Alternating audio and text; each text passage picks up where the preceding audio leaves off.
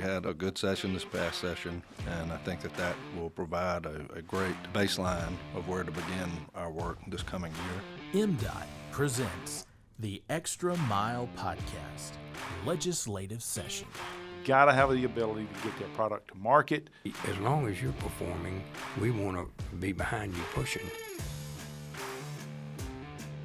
Welcome in to another edition of the Extra Mile Podcast Legislative Session presented by the Mississippi Department of Transportation.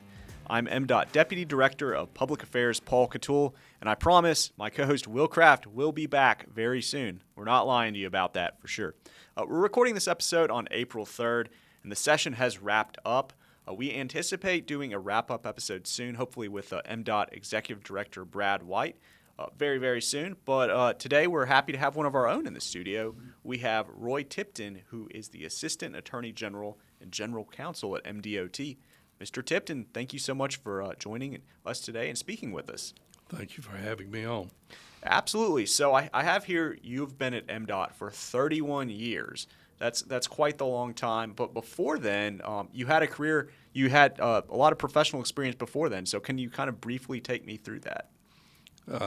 Well, as far as professional experience, I began work at age 14 in the radio business, and did that all the way through college and into a little bit into law school, and did some construction work during law school, and then graduated from law school and worked for the Mississippi Supreme Court for a year as a law clerk.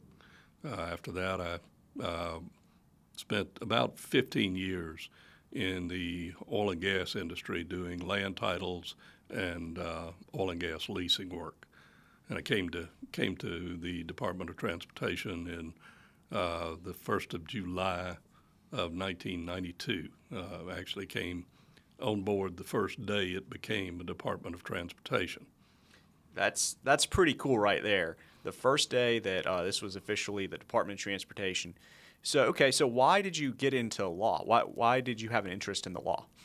The interest in law came from my 21st birthday sitting on top of a pipeline in a chemical plant with a bucket of paint about 30 feet up and a blowing wind, and I decided I needed to get an education and do something else.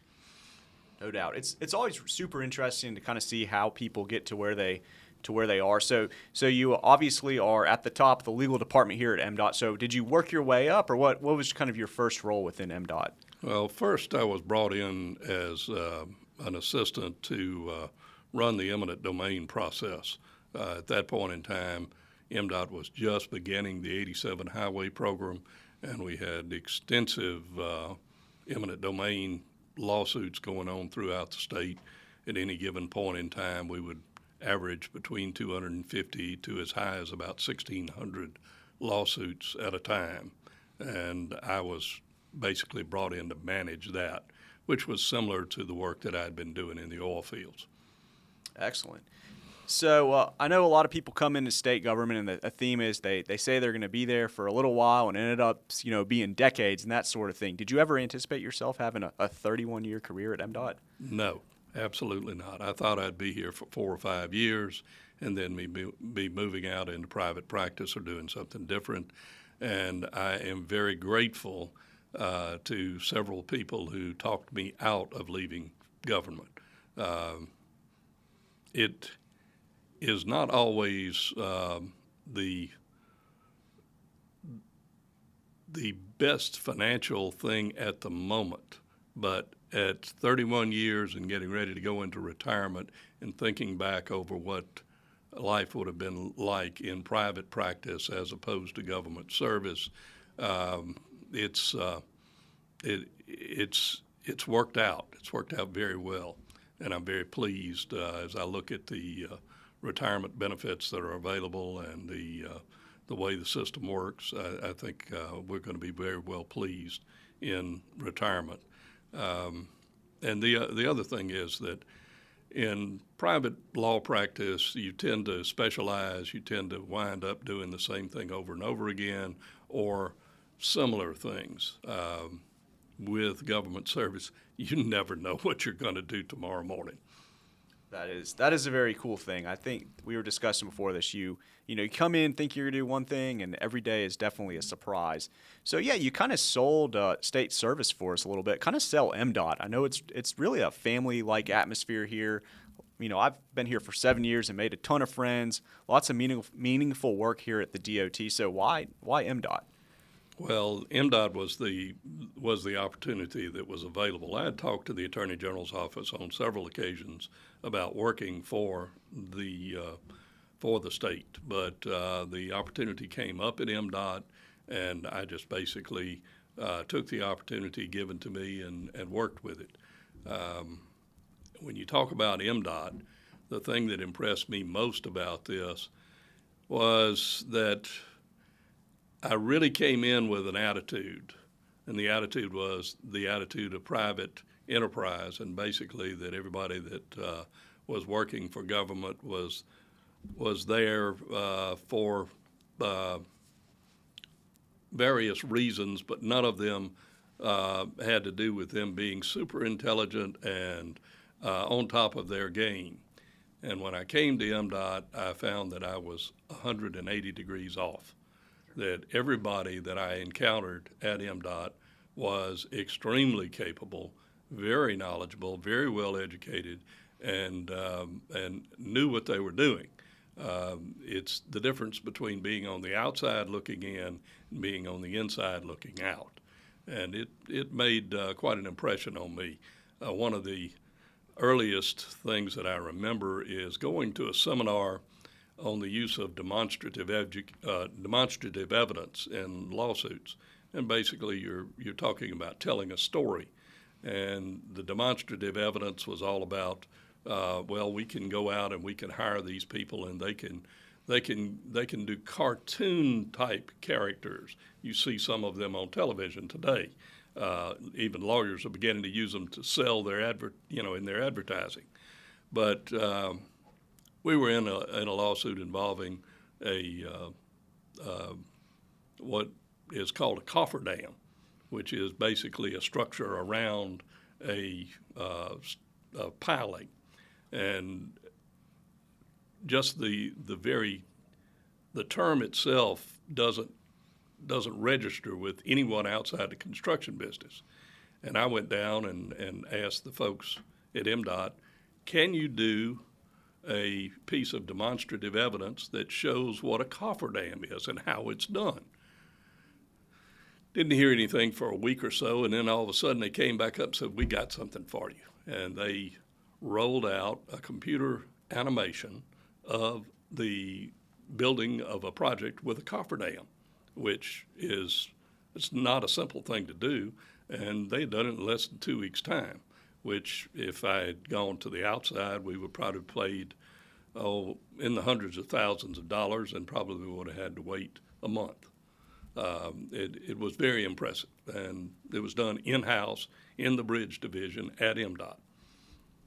That is very impressive for sure. So we buried the lead a little bit. So you were actually retiring at the end of June, correct? That's correct. All right. So 31. You don't want to keep on going? 30.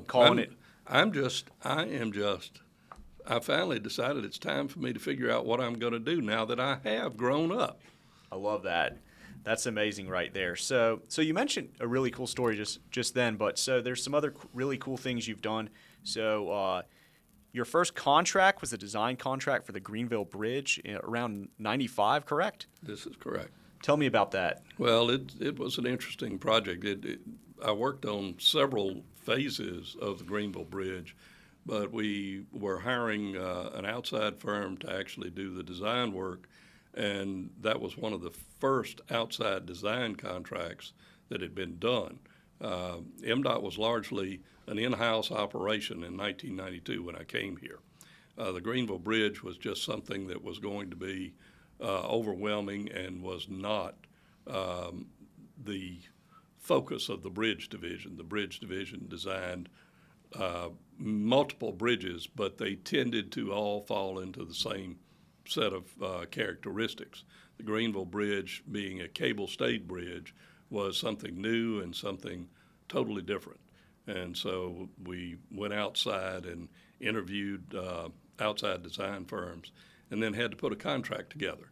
And it was the first time I'd ever seen a design contract, and it was quite an effort and quite interesting.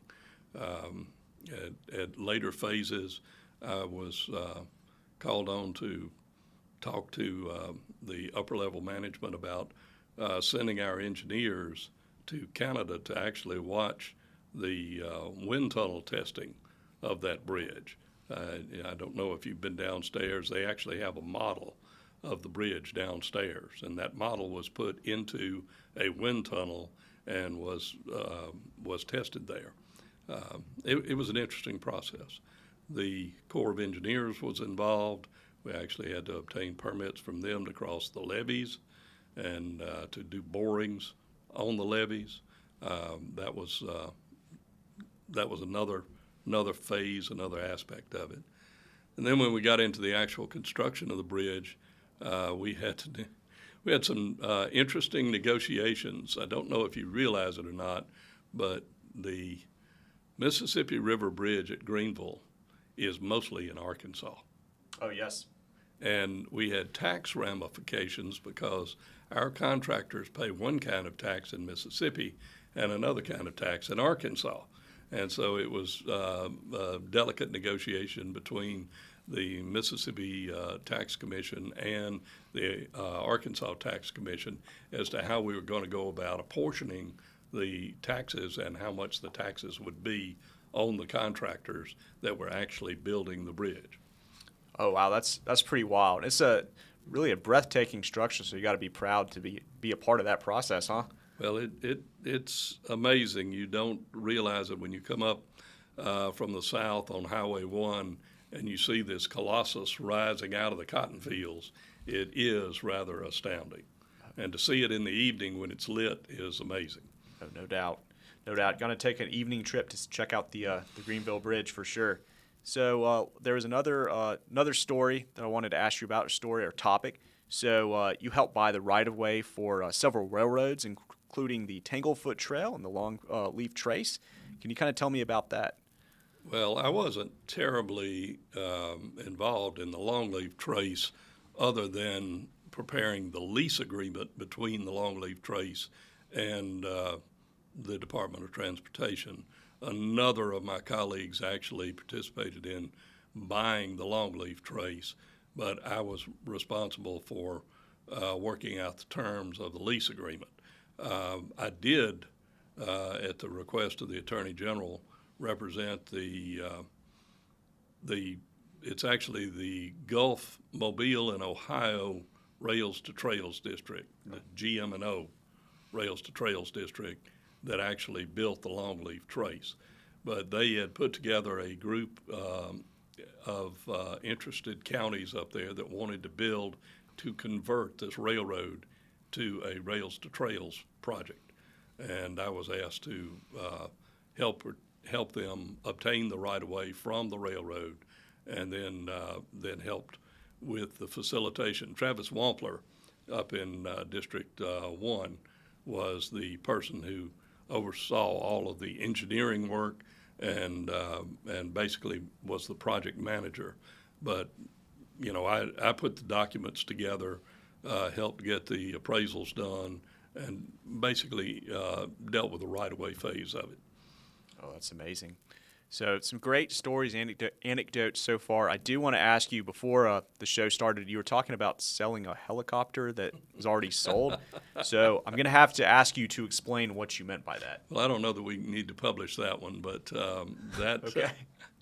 we actually, the DOT had acquired a helicopter from the Bureau of Narcotics with some proceeds of a drug bust, and we had the helicopter in the name of the Department of Transportation.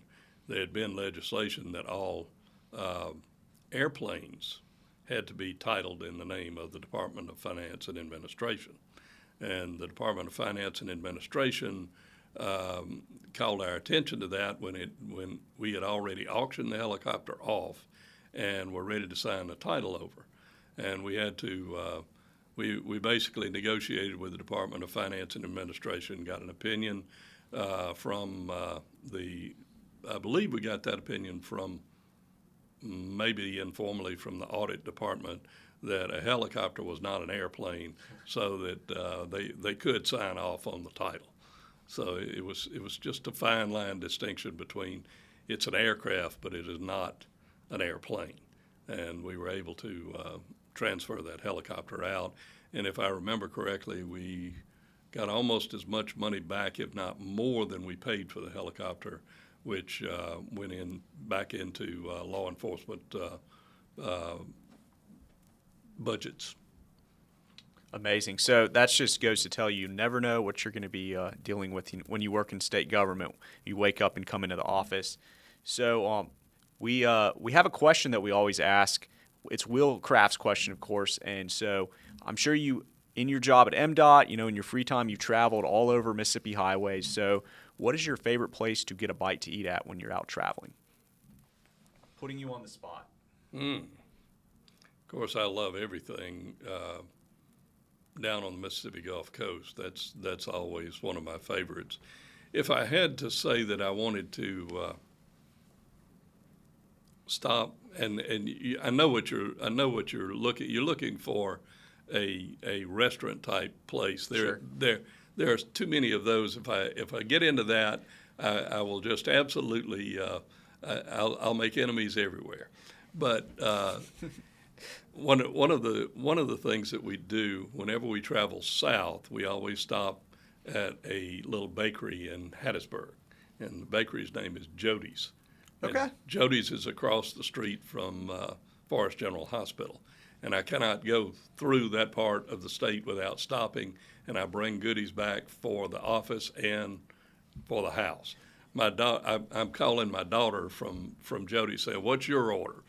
And I'm bringing goodies back from Jody's. So Jody's bakery down in Hattiesburg is one of my favorite stops.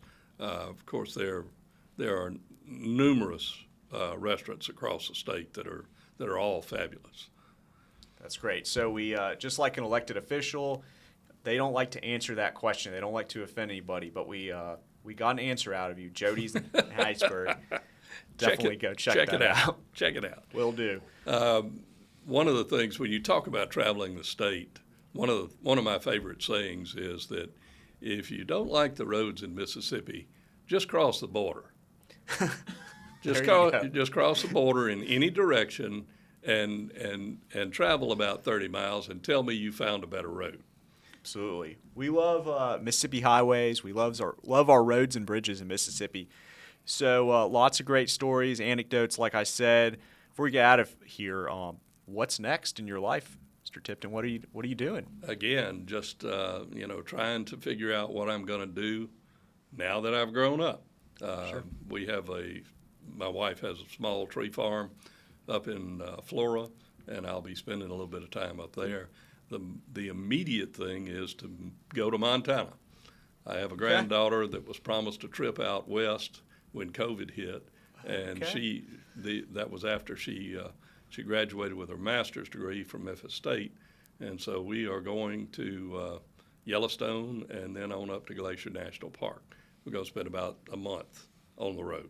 Wow, I'm jealous. That's amazing. Well, I'm sure your granddaughter is very happy that cashing it in and following up on that promise. That sounds amazing. Well, hope you all have a great time on the trip. Well, we're looking forward to it. Yes, sir. So thank you so much for coming and joining us today, Mr. Tipton, and thank you for your service, 31 years. That's amazing. Well, just hang in. You'll be there in the blink of another eyelid. All right. I'm looking forward to it for sure. Thank you again for joining us. We'll go ahead and wrap things up there. We want to thank our listeners for tuning in to the Extra Mile podcast. Remember, you can watch and listen to episodes by visiting gomdot.com/the extra mile. Be sure to follow us on social media at Mississippi DOT is the handle there. We want to thank our producer, Katie Hornsby, our editor, Drew Hall. Remember to drive smart out there on Mississippi highways.